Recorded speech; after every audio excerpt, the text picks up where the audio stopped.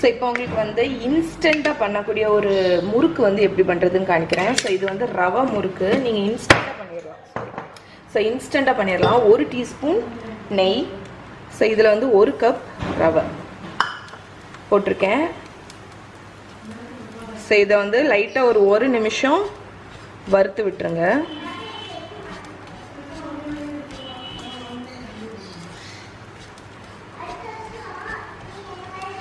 So இப்போ நம்ம ரவை வந்து ஓரளவுக்கு 1 நிமிஷம் வறுத்தா போதும், ரொம்பலாம் வறுக்கணும்னு அவசியம் இல்லை. இதில் வந்து இப்போ 2 கப்பு தண்ணி விடப்பேன்.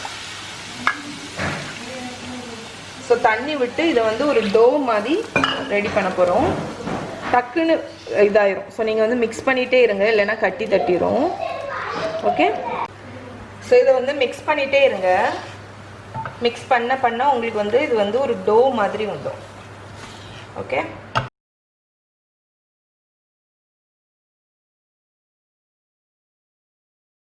ஓகே. ஸோ இப்போ நம்மளோட அந்த ரவை மிக்சரை வந்து நான் ஒரு பவுலில் மாற்றிட்டேன். இது ஓரளவுக்கு கூல் ஆகிடுச்சு. ஸோ இந்த டைமில் நான் வந்து இதில் கொஞ்சம் சில்லி பவுடர், ஸோ காரத்துக்கு, அதுக்கப்புறம் கொஞ்சோண்டு காயப்பொடி, ஸோ அது வந்து நம்ம ஃப்ரை பண்ணும்போது நல்ல வாசனை கொடுக்கும். அதுக்கப்புறம் எள்ளு, ஸோ ஒரு 1 டேபிள் ஸ்பூன் எள்ளு. இது வந்து நம்ம ஃப்ரை பண்ணும்போது அகைன் கிறிஸ்பினஸ்க்கு வேண்டி. அதுக்கப்புறம் தேவைக்கு தக்கன சால்ட்டு. ஸோ இதை நல்லா மிக்ஸ் பண்ணிடலாம். ஸோ ஓரளவுக்கு மிக்ஸ் பண்ணிட்டேன். இப்போ இதில் 1 ஸ்பூன் ஐதர் பட்டர் போடலாம், இல்லைன்னா ஒரு டீஸ்பூன் நெய் ஊற்றிக்கிறேன், இல்லைன்னா நீங்கள் 1 ஸ்பூன் எண்ணெய் கூட போட்டுக்கலாம். ஸோ இப்போ இதில் வந்து கொஞ்சம் கிறிஸ்பினஸ், அதுக்கப்புறம் பைண்டிங், இதுக்கு வந்து நான் வந்து ஒரு டேபிள் ஸ்பூன்லேருந்து 2 டேபிள் ஸ்பூன் அரிசி மாவு போட்டேன். ஸோ இதை வந்து இப்போ நான் வந்து நல்லா பிசைய போகிறேன். ஃபஸ்ட்டு கையை வச்சு ஸ்பூனை வச்சு நல்லா பிசைஞ்சிட்டு அதுக்கப்புறம் கையை வச்சு நல்லா நீட் பண்ணி எடுத்துகிற போகிறேன். இது வந்து கிட்டத்தட்ட இந்த சப்பாத்தி மாவு, இந்த முறுக்குக்கெல்லாம் மாவு இருக்கும்ல, அந்த மாதிரி வரணும். ஓகே, ஸோ அது அழகாக வந்துடும். ஸோ அதனால் நல்லா பிசைஞ்ச உடனே காணிக்கிறேன். ஸோ இங்கே பாருங்கள், நம்மளோட ரவையோட மிக்சர் வந்து ரெடி ஆகிடுச்சு. ஸோ நான் இன்றைக்கி வந்து இந்த முள்ளு முறுக்கு இருக்குல்ல, இந்த அச்சை தான் போட போகிறேன்.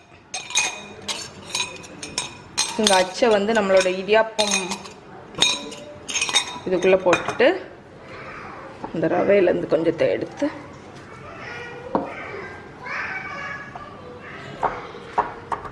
ஓகே,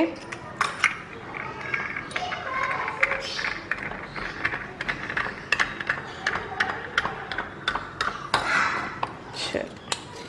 நீங்கள் வந்து எந்த முறுக்கு இது வேணாலும் போட்டு நீங்கள் என்ன ஷேப்பில் வேணாலும் பண்ணிக்கலாம். ஸோ இப்போ வந்து நம்ம வந்து முறுக்கு புழிஞ்சிடலாம். ஸோ இது ரொம்ப ஈஸியாக தான் இருக்கும் உங்களுக்கு.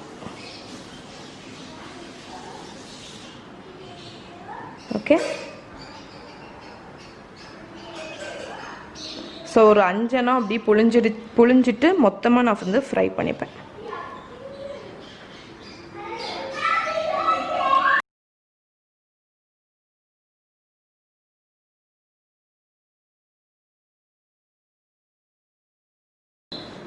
ஸோ இப்போ வந்து நம்ம ஒன்றா போட்டு ஃப்ரை பண்ணி எடுத்துடலாம்.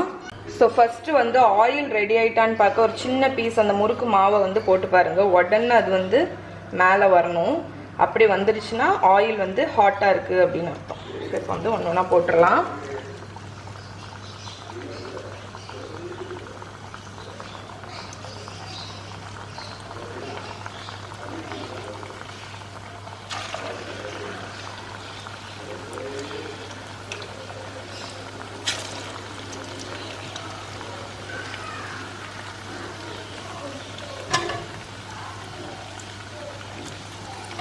ஸோ முறுக்கும் சரி, எந்த பலகாரம் இந்த மாதிரி டீப் ஃப்ரைடு வந்து மேலே உள்ள அந்த சொரசொரப்பு இருக்குல்ல, அந்த பபுள்ஸ் வருதுல்ல, அந்த பபுள்ஸ் வந்து சப்சைட் ஆனோன்னு எடுத்திங்கன்னா உங்களுக்கு வந்து கிறிஸ்பியாக இருக்கும்.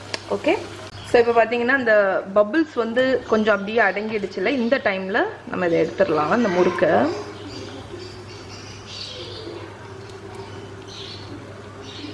ஸோ உங்களுக்கு முறுக்கு வந்து நீங்கள் ஃப்ரை பண்ணும்போது உங்களுக்கு வந்து அது வந்து ரொம்ப எண்ணெய் குடிக்குது அப்படின்னு இருந்துச்சுன்னு வைக்கலாம், கூட கொஞ்சம் அரிசி மாவு போட்டு மிக்ஸ் பண்ணிக்கோங்க.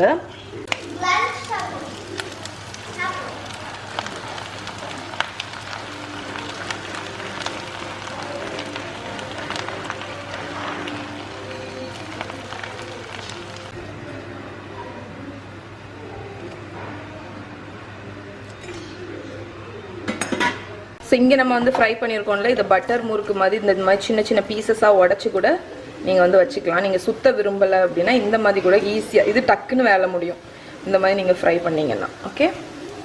ஓகே ஃப்ரெண்ட்ஸ், ஸோ இங்கே பாருங்கள், நம்ம ரவையை வச்சு ஒரு ஸ்வீட்டு ஒரு காரம்.